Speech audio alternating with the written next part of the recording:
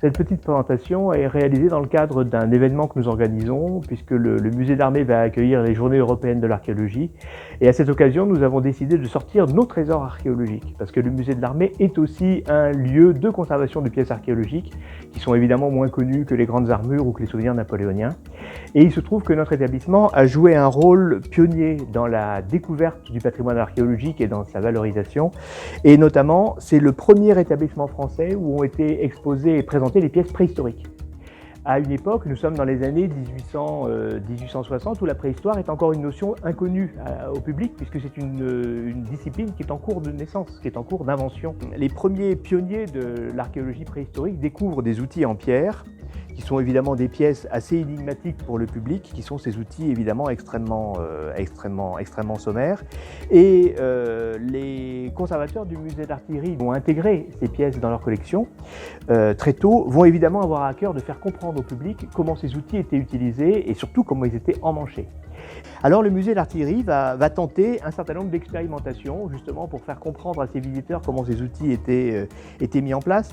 On a par exemple ici un petit rabot réalisé par les ateliers du musée. Vous avez un très joli objet d'ailleurs, très ergonomique, dans lequel on a inséré une lame de silex donc, pour essayer de suggérer comment ces lames pouvaient être utilisées en tant que grattoir ou pour travailler le bois. C'est une invention totale puisque évidemment on n'a aucun objet de ce type qui a été conservé. Mais c'est assez amusant de voir comment on essaye de rendre compréhensible un objet qui est évidemment extrêmement sommaire. Dans les années 1850, il y a des découvertes archéologiques importantes qui sont faites en Suisse. C'est une période de sécheresse et les lacs suisses notamment voient leur eau descendre et on trouve beaucoup de sites préhistoriques sur les berges des lacs suisses. Et voici une hache qui vient justement de ces lacs suisses et il se trouve que cette hache a conservé un témoignage de son emmanchement puisque vous avez une hache en pierre polie et vous avez un manchon d'andouiller donc qui est resté serti autour de la hache.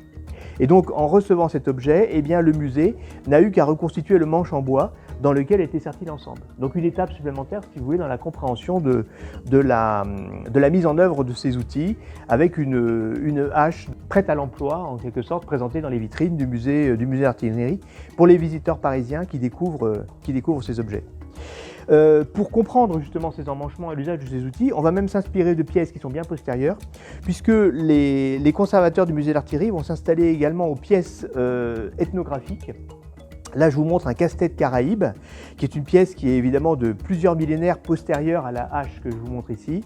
Et justement, elle a conservé une hache en pierre donc, qui est montée dans un manche. C'est d'ailleurs un objet assez intéressant parce que c'est un objet qui est un des premiers objets Caraïbes mentionnés dans les collections françaises. C'est une pièce qui est arrivée en France avant la Révolution et qui se retrouve dans la collection préhistorique, au sein de la collection préhistorique du musée d'artillerie, et on comprend tout à fait les sources de comparaison possibles que les conservateurs de l'époque ont tirées de ces objets par rapport aux objets préhistoriques qu'ils ont commencé à se procurer. Et puis ici, pour finir, un exercice qui montre jusqu'où on est prêt à aller. Là, vous avez une hache en bronze. Ces haches dites armoricaines avec un emmanchement tout à fait particulier, tout à fait complexe d'ailleurs, qui essaye de mettre en usage cet objet en bronze.